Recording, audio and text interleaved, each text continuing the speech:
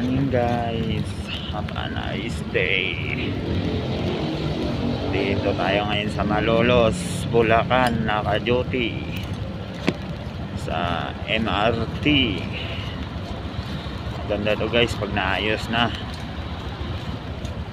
kasi malaking tulong to sa taga Malolos, Bulacan at sa lahat taga Bulacan at saka taga Maynila, para mapamadali yung biyahe nila.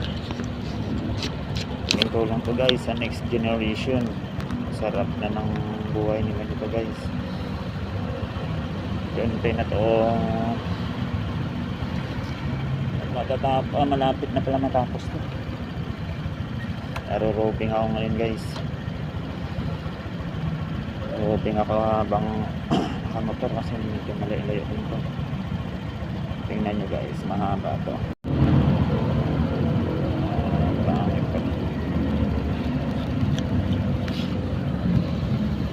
Tingnan nyo guys, ang haba yan guys, hanggang dulo yan. Napakahaba to guys.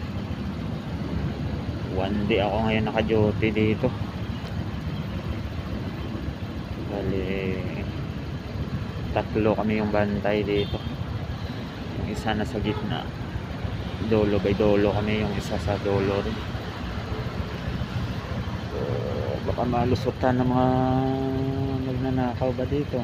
Sa bagay, hindi naman nila kaya to pasanin to, yung segmento hindi nila kaya.